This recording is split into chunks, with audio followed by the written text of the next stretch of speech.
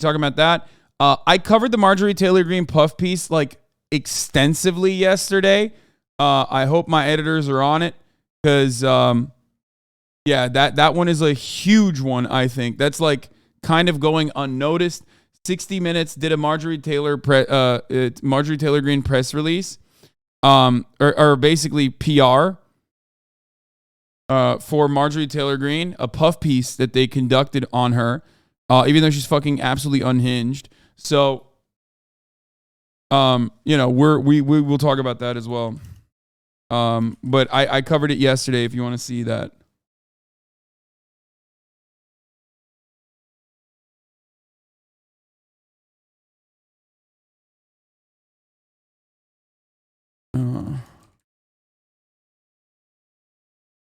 Okay. The 60 Minutes Marjorie Taylor puff piece was a ratings flop for what it's worth. I don't care. Live photo of Trump. That's real. That's actually him. He is Jesus Christ, our Lord and Savior. She Marjoried on my Taylor till I greened. That's nasty. New Yorkers are mostly outside celebrating. Yeah, it seems like the pro-Trump protesters outside were a flop, and that it's mostly just people doing pack watch shit. It's mostly people just celebrating, it seems.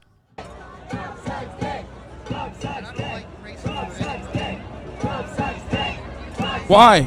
What is happening?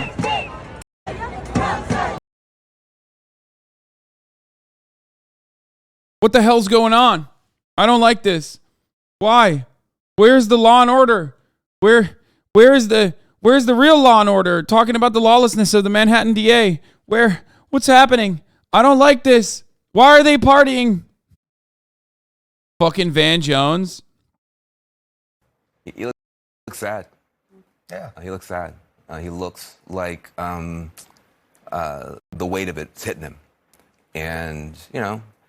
This guy used to be a Maoist, by the way. So just remember that. So a couple things that we need to find out immediately is now that the arraignment's out there, a lot of the indictments and the charges are going to be unsealed. So we're waiting on that. We want to know what the exact charges are because there's 34 of them. Okay. We're waiting on that. We're waiting on multiple Trump speeches that are going to happen throughout the day. We're going to be covering the hogwatch element here. We're going to be looking at what the conservative hogs are saying. It's basically going to be a rehashing of like everything that they've been saying, even leading up to this very moment. Obviously, the dynamic might change a little bit. There's going to be this centrist, middle of the ground, like Democratic Party adjacent people that will probably come out of the gates to say things like, "This seems like a miscarriage of justice." Like Joe Manchin already went on the Sunday programs and basically said that. So there is that. Here are some of the first images from inside of the courtroom. This is CNN showing the first images from inside of the courtroom at the moment. I am going to go to CNN right now, live coverage, to see what they're doing.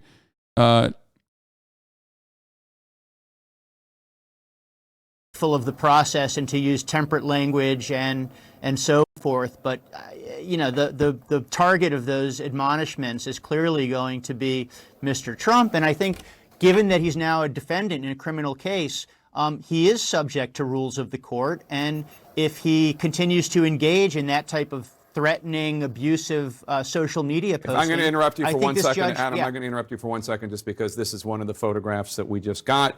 There were, from inside the courtroom, still photographers, about half a dozen of them or so, were allowed in the room to take pictures. They are not going to be televising the proceedings within the courtroom, but there is Donald Trump. You see to his left, to our left, Todd Blanche, which is a new attorney on his team, and then on the right side of the screen, Joe Tacopina. I'm sorry, Adam, please proceed with what you were saying. No, I just think that there will be an admonishment to be temperate in their language, and I think. Sorry, I was looking at something else. Mr. Trump continues to call the DA an animal, continues to incite threats against the Look at Joey prosecutors and the Tacopina. judge.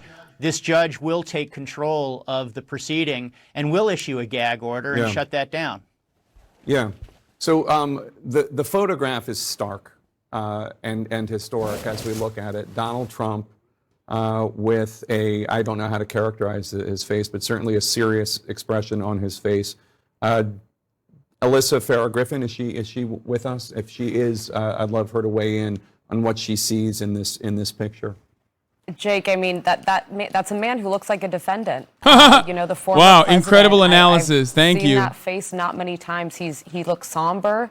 I have to wonder if what he read in the indictment before coming out was more than he anticipated. He obviously went into this knowing it wasn't going to be a good day for him.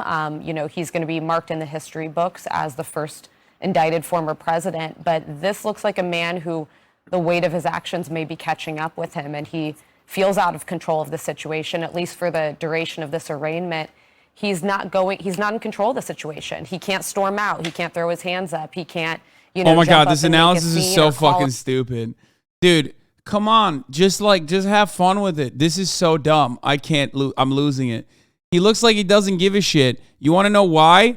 Because he doesn't give a shit, because it's not that serious. Okay? That's it.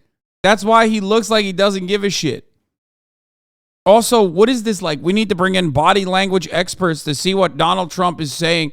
Like, just have fun with it. Just freestyle. Just have fun with it. Okay? Donald Trump is being arraigned today. Has been arraigned today. Okay? They told him what his charges are. We're going to find out soon. I don't expect anything major coming out of this, okay? I do not expect anything major coming out of this. As I've said over and over again, there are two separate cases that are more significant than this one, okay? The RICO in Georgia is actually, in my opinion, more significant than this one, election tampering. Okay, or manipulating vote counts, trying to manipulate vote counts. Okay, that's huge. The other one is obviously the DOJ January 6th insurrection-related one, which also is better than this one. This is just, as far as we understand, leading up to this moment, we're still speculating. But as far as we understand, this is just simply mismanaging campaign funds to pay Stormy Daniels hush money in the lead up to the 2016 election. Okay, that's it. That's it.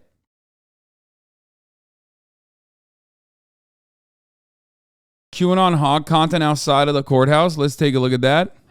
All right, so if the deep state, the delete the elite 1%, all roads lead to fucking where? Vatican and then Switzerland, right? Okay, we know that. Switzerland. How do I find her shirt and purchase it? Because, like, that's what I want to know. That's where the bitch was. When I say bitch, I'm talking Hillary about Clinton. The devil himself, right? And you're like, oh my God, I don't believe in the devil. Oh, yes, you do. Oh, yes, you fucking do. Because there's the devil. If there's the devil, there's God. Listen, did the devil create you? I don't believe in God, so. But the creator created you, bro. Oh my God, that's awesome. It's awesome. She's so matter of fact with it. She's so nice with it. I love that. Who created you? Who created your ass? Listen, bro. Listen, bro. There's two. There's the creator of all creation, the source of all sources. Call it whatever you want. Buddha, Taoism, I don't care. There's the creator of all creation, the source of all sources. That's it. Bada bing. Bada bing. If you're with the devil, you will know it. Because you know why? Because your life will become a total living hell. Most sane QAnon mom at the Trump arraignment. I mean, that's pretty fire. I would like to see more of this. I also love, personally, that the Republican Party has decided to completely lean on this. You know what I mean? Like, this is the Republican Party. This is what the Republican Party thinks its base is comprised of. And obviously, in some respects, there are a lot of people like this within the Republican Party base. But I don't know if this is a working coalition that they can, where they can basically reach enough of a broad enough audience to win a national election, like a general election. This is not the ramblings of this does not make a good, solid, workable coalition. You can't keep leaning into these fucking freaks. They all got COVID and died.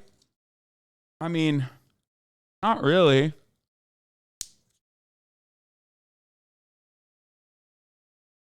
This shit is tame by normal New York City preacher standards. Yes.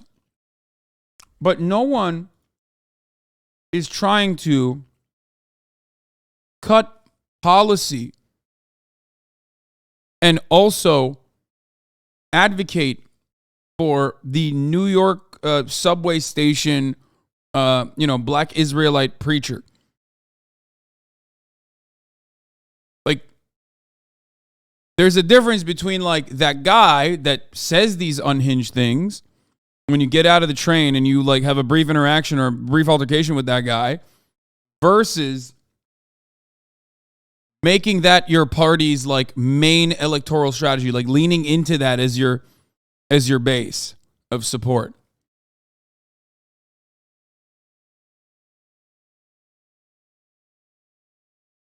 Black Israelites are rabbis, my guy. Okay, regardless. 2,000 years ago, Jesus went before Herod's court in Jerusalem for being an enemy of the state. Now, just before Good Friday, Donald Trump goes before another court in New York City for being another enemy of the state. It will be biblical. Their evil will be seen by the whole world. I'm going to give this a like because, honestly, fuck it. Why not? Do you see what I'm saying, though? Like, this is like, in every other circumstance, in the past, when someone said shit like this, okay, you would look to that and you would go, oh, that's a crazy person. Now, on the internet, because of the anonymity and because like there's so much context that you would normally utilize when assessing the credibility of your interlocutor, when all of that is gone, people who are the most unhinged will come across like, regular old citizens. And other people who are equally as unhinged,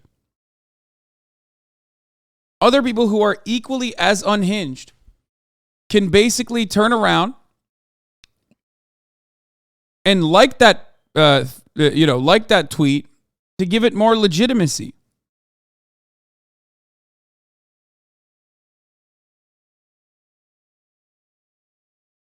Most of the people criticizing me clearly do not understand. Donald Trump is the greatest supporter of Christianity on the planet right now. He's doing God's work. Q went to him in 2017. God wins. Like you did? Yes, because I am also mentally ill.